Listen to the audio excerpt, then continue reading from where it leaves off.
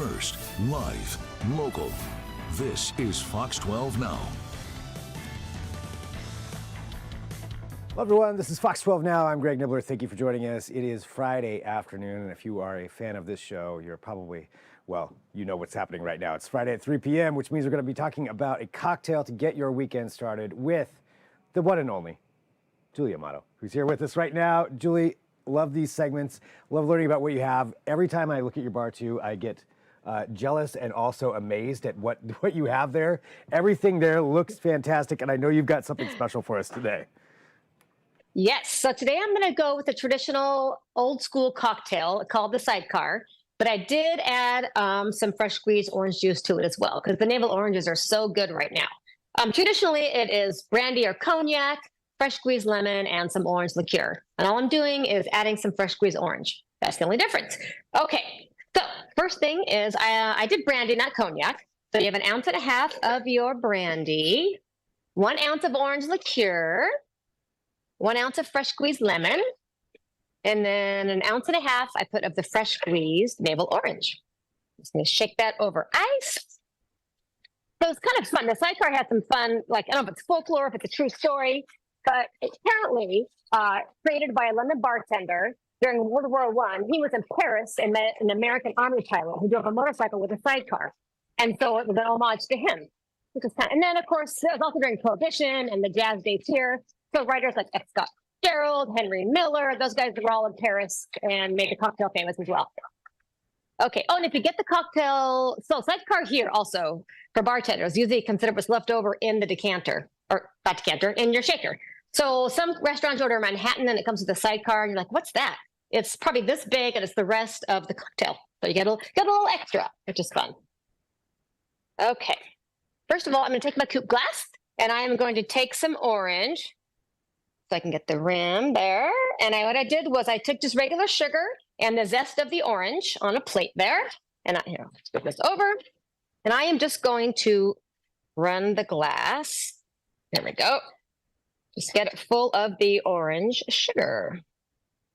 There we go. Okay. Now this one I'm going to do a double strain only because I noticed when I was squeezing the orange, it got some of the pith in there. So I'm just going to do a little double strain just to make sure it's extra, extra clear. You said really quick, that was sugar and orange zest? Yeah, so I just took regular granulated sugar and I just zested the orange before I squeezed it into, yeah. Okay. Then I'm also going to add a dried orange peel slice right on top. And, well, my orange sunk, but it's in there. I'll find it. It's like a prize at the end. Yeah, it's a reward at the end of it. Wow. That looks amazing. That's really good. Yeah, it's a fun little, like if you're having friends over, you want to do one cocktail before you sit down for dinner. It's a really great little showpiece to have everybody have one little fun, vintage, old school cocktail. Yep, it looks classy. It's got all the juice in there, so you've got all the different citrus flavors too. I mean, yeah, it's really fun when the blood oranges are in season because then it's this deep kind of red color. It's beautiful. I bet you could make variations too, right, with different kinds. Oh, absolutely. Yeah. Fruit. Yep. And one other thing, I mean, amazing cocktail.